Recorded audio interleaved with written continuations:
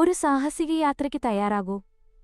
സൂര്യരത്നവും മരുഭൂമിയിലെ സുഹൃത്തുക്കളും എന്നു പേരുള്ള കഥ. ഇതാ ഒരു മനോഹരമായ മരുഭൂമി ഒരിടത്ത്.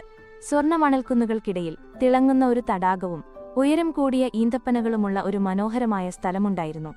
അവിടെ പ്രിൻസ് പൈറേറ്റ് ബിയർ, ഒരു ധീരനായ കരടി, ഒരു സ്വർണ്ണ കിരീടവും കരീബിയൻ കള്ളന്റെ കണ്ണിന്റെ പാച്ചിയും ധരിച്ച് അവിടെയുണ്ടായിരുന്നു. അവൻ വളരെ ദയയും സ്നേഹവുമുള്ളവനായിരുന്നു. എല്ലാ ദിവസവും അവൻ വനത്തിലെ മൃഗങ്ങളുമായി കളിക്കുകയും അവരെ സംരക്ഷിക്കുകയും ചെയ്തു. കൂടാതെ അവിടെ ബെയറോൺ ദ റോയൽ ഫ്ലഫ് എന്നൊരു കരടിയുമുണ്ടായിരുന്നു. നീലാകാശത്തിന്റെ രോമങ്ങളുള്ള സൗന്ദര്യമുള്ള ഒരു കരടിയായിരുന്നു അത്. അവൻ വളരെ നല്ല സ്വഭാവക്കാരനും വിവേകശാലിയുമായിരുന്നു. അവനും എല്ലാ ദിവസവും തേയില കുടിക്കാൻ ഇഷ്ടമായിരുന്നു. ഒരു ദിവസം പ്രിൻസ് പൈറേറ്റ് ബിയറും ബെയറോൺ ദ റോയൽ ഫ്ലഫും അവരുടെ ഇഷ്ടമുള്ള തേയില കുടിച്ചിരിക്കുമ്പോൾ അവർ വളരെ വിഷമിച്ചിരുന്നു. കാരണം ആ മരുഭൂമിയിലെ മാന്ത്രിക ശക്തിയായ സൂര്യരത്നം കാണാനില്ലായിരുന്നു. ആ രത്നമാണ് ആ മരുഭൂമിയുടെ തിളക്കത്തിന് കാരണം. പ്രിൻസ് പൈറേറ്റ് ബിയർ ഉടൻ തന്നെ സൂര്യരത്നം കണ്ടെത്താൻ തീരുമാനിച്ചു.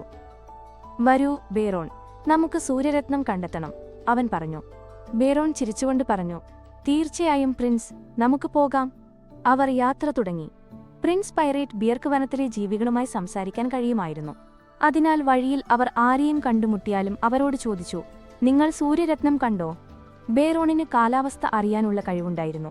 അവന്റെ രോമങ്ങൾ എങ്ങനെയാണോ അതുപോലെ കാലാവസ്ഥ അറിയാൻ കഴിയുമായിരുന്നു.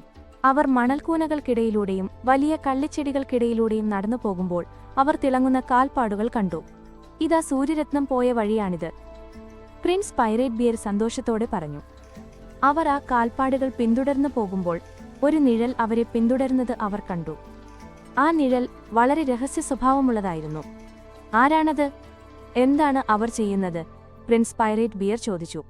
ബെയറോൺ പറഞ്ഞു, എനിക്കറിയില്ല പ്രിൻസ്, എന്നാൽ നമ്മൾ ജാഗ്രത പാലിക്കണം. അവർ മുന്നോട്ടു പോകുമ്പോൾ അവർ ഒരു വലിയ കുന്നിലെത്തി. അവിടെ ഒരു ഗുഹയുണ്ടായിരുന്നു. പ്രിൻസ് പൈറേറ്റ് ബിയറും ബെയറോണും ഗുഹയ്ക്കുള്ളിൽ പ്രവേശിച്ചു. ഗുഹയ്ക്കുള്ളിൽ ഇരുട്ടായിരുന്നത് കാരണം അവർക്ക് പേടിയുണ്ടായിരുന്നു. പക്ഷേ അവർ ധൈര്യത്തോടെ മുന്നോട്ട് നടന്നു. അപ്പോഴാണ് അവർ ആ കാഴ്ച കണ്ടത്. സൂര്യരത്നം അവിടെയുണ്ടായിരുന്നു. അതാ ആ നിഴൽ അവിടെയിരിക്കുന്നു. എന്നാൽ ആ നിഴൽ ഒരു ദുഷ്ടനല്ലായിരുന്നു, മറിച്ച് വളരെ ഒറ്റപ്പെട്ടൊരു ജീവിയായിരുന്നു. അവന് കളിക്കാൻ കൂട്ടുകാരില്ലായിരുന്നു. അവൻ സൂര്യരത്നമെടുത്ത് കളിക്കുകയായിരുന്നു. സൂര്യരത്നം ഇല്ലാത്തതുകൊണ്ടാണ് മരുഭൂമിക്ക് തിളക്കമില്ലാതായത്. പ്രിൻസ് പൈറേറ്റ് ബിയർ ആ ജീവിയോട് ചോദിച്ചു, എന്തുകൊണ്ടാണ് നിങ്ങൾ സൂര്യരത്നമെടുത്തത്? ആ ജീവി പറഞ്ഞു, എനിക്ക് കളിക്കാൻ കൂട്ടുകാരില്ലായിരുന്നു, അതുകൊണ്ട് ഞാൻ രത്നമെടുത്ത് കളിച്ചു. അപ്പോൾ പ്രിൻസ് പൈറേറ്റ് ബിയർ പറഞ്ഞു, സാരമില്ല, നമുക്ക് ഒരുമിച്ച് കളിക്കാം. അവർ ഒരുമിച്ച് സോക്കർ കളിച്ചു. ആ കളിയിൽ എല്ലാവർക്കും സന്തോഷമായി. സൂര്യരത്നം തിരികെ വെച്ചപ്പോൾ മരുഭൂമി വീണ്ടും തിളങ്ങാൻ തുടങ്ങി. സൂര്യരത്നം തിരികെ കിട്ടിയ സന്തോഷത്തിൽ പ്രിൻസ് പൈറേറ്റ് ബിയറും ബെയറോണും എല്ലാ സുഹൃത്തുക്കളെയും ക്ഷണിച്ചു. അവർ ഒരു വലിയ തേയില വിരുന്ന് നടത്തി. എല്ലാവരും സന്തോഷത്തോടെ പാട്ടുപാടി നൃത്തം ചെയ്തു, സ്നേഹത്തോടെ ഒരുമിച്ച് ജീവിച്ചു. അന്നു മുതൽ അവർ ഒരുമിച്ച് കളിക്കുകയും സന്തോഷിക്കുകയും ചെയ്തു. നിങ്ങൾ എത്ര നല്ലൊരു കേൾവിക്കാരനാണെന്ന് നോക്കാം. നിങ്ങൾക്ക് താഴെ പറയുന്ന ചോദ്യത്തിന് ഉത്തരം നൽകാമോ? സൂര്യരത്നം കാണാതായപ്പോൾ ആരാണത് കണ്ടെത്താൻ പോയത്?